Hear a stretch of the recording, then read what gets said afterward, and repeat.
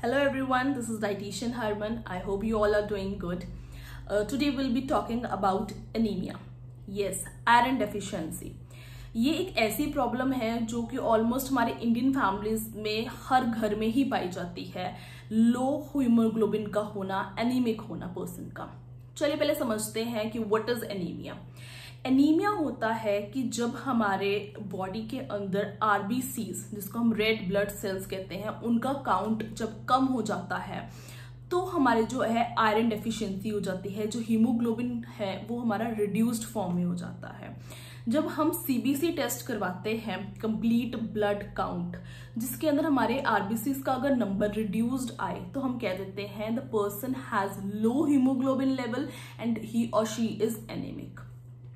RBCs का basically role क्या होता है हमारी बॉडी के अंदर? आरबीसीज हमारी बॉडी से ऑक्सीजन जो है, जब हम इनहेल करते हैं ऑक्सीजन, तो हमारी बॉडी से वो ऑक्सीजन लेके डिफरेंट बॉडी पार्ट्स को पहुंचाता है। जैसे कि हमारे ब्रेन को, हमारे हार्ट को, हमारे डिफरेंट बॉडी मेजर जो ऑर्गन्स है बॉडी के, उनको पहुंचाता है और वो उसी ऑक्सीजन से अपना जो है फंक्शन परफॉर्म करते हैं। इसी वजह से जिनको आयरन डेफिशिएंसी होती है या जिनको लो हीमोग्लोबिन की प्रॉब्लम होती है, उनको अक्सर देखा जाता है कि दे फील लेथार्जिक, उनको जल्दी लो ऑन एनर्जीज, जल्दी उनको थकावट हो जाती है। जो उनकी स्किन है वो टूवर्ड्स पेल स्किन कलर हो जाती है, थोड़े येलो टिंच में होने लग जाती है। हेयर फॉल बहुत ज़्यादा उनमें स्टार्ट हो जाता है। ब्रेथलेसनेस की बहुत ज़्यादा प्रॉब्लम आने लग जाती है। शॉर्ट ऑफ ब्रेथ, जल्दी मतलब सांस चढ़ जाता है उनको। तो अक्सर ये प्रॉब्लम्स जब आती हैं तो हमें समझ नहीं आता कि ये क्यों हो रही है ना। हम सोचने लग जाते हैं पता नहीं क्या रीजंस होंगी, एंड हम कोई मेडिसिन पॉप करने लग जाते हैं, कोई किसी तरह के सप्लीमेंट्स लेने लग जाते हैं बिना ये चीज़ के जाने कि इसका रूट कॉज क्या है। और भी जैसे कि प्रेग्नेंट वुमेन है, प्रेग्नेंट वुमेन के अंदर अगर हीमोग्लोबिन लो हो, क्यों कहा जाता है कि उनको आयरन की पिल्स देनी चाहिए, सप्लीमेंट्स देने चाहिए, या उनको हाई आयरन रिच फूड्स खाने चाहिए? बिकॉज जो लो बर्थ वेट है या फिर शॉर्ट टर्म जो बेबी लॉस हो जाता है कईयों की वुमेन के, प्रेग्नेंट वुमेन के अंदर, वो क्यों होता है? उनका मेजर रीजन ये होता है कि उनका हीमोग्लोबिन लेवल्स जो होते हैं वो कम होते हैं। तो ये तो कुछ थे रीजंस की जो हम देखते हैं, symptoms of low haemoglobin levels. पर अब इसका क्या कर सकते हैं हम? ऐसे क्या सॉल्यूशंस हैं जो हम अपने डाइट एंड या लाइफस्टाइल के थ्रू हम जिसको ऐसे इम्प्रूव कर सकें टू ओवरकम दिस प्रॉब्लम?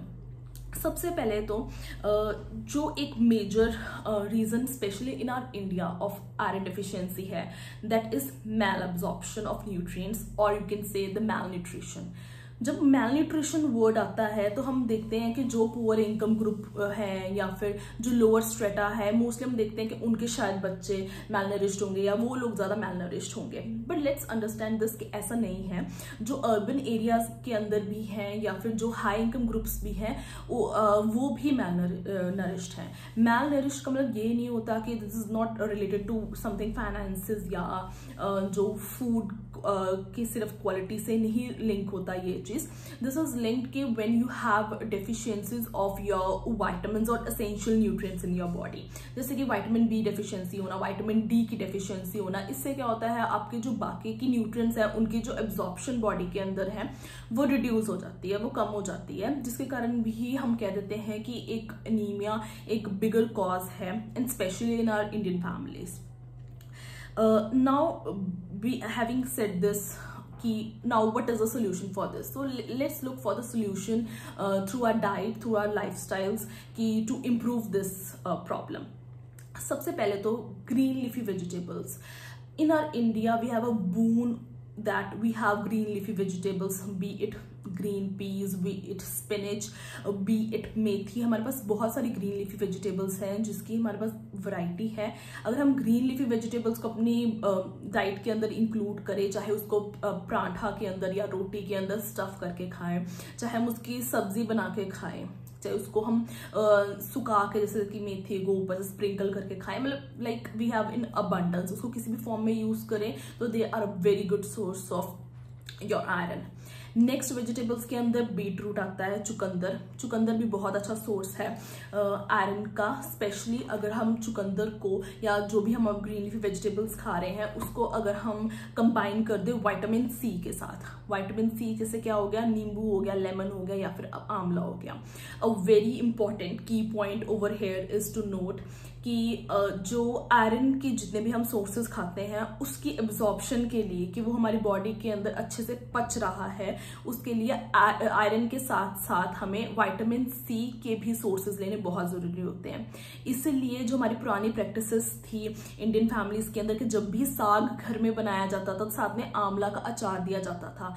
वो सारी चीजें ऐसी ही नहीं थी। वो क्यों दिया जाता था? बिकॉज जो साग है it is made of mustard leaves, जो हमारी सरसों है उसका बनाया जाता है। कई लोग उसमें बीच के अंदर थोड़ा सा बीच में चुलाई भी डालते हैं जिसको हम एमरंथ कहते हैं। कई लोग उसके अंदर अपनी स्पिनिच भी डालते हैं, पालक भी डालते हैं, और that is a great source of iron. और उसके साथ अगर हम आंवला एक साथ में खाएंगे तो उससे क्या होगा, हमारी जो आयरन की एब्जॉर्प्शन है हमारी बॉडी के अंदर और भी ज्यादा अच्छी हो जाएगी। So the second point is कि ग्रीन लीफी वेजिटेबल्स के साथ बीट रूट के साथ हम अगर कोई भी विटामिन सी का अगर हम डोसेज इंक्रीज कर दें, अपना कोई एड ऑन कर दें इन डाइट, तो उसकी एब्जॉर्प्शन जो है अच्छी हो जाएगी। लाइकवाइज हम बीटरूट का जूस बना सकते हैं, बीटरूट एज अ सैलेड ले सकते हो, तो ऊपर नींबू जो है उसका स्क्वीज कर सकते हैं, लेमन वाटर की तरह हम उसको ले सकते हैं। So that is really good source of it. Next हम कहते हैं फ्रूट्स के अंदर, that is pomegranate, that is अनार। अनार जो है, अनार भी is a very good source. अगर हम उससे लें आयरन का हमारा लेवल्स बहुत ज़्यादा फर्क पड़ते हैं। डेली कंजम्पशन ऑफ अगर हम पोमेग्रेनेट लेंगे उसके और भी न्यूट्रिएंट लेवल्स बहुत अच्छे हैं, which is good for our body. Next after this we can consume is moringa powder.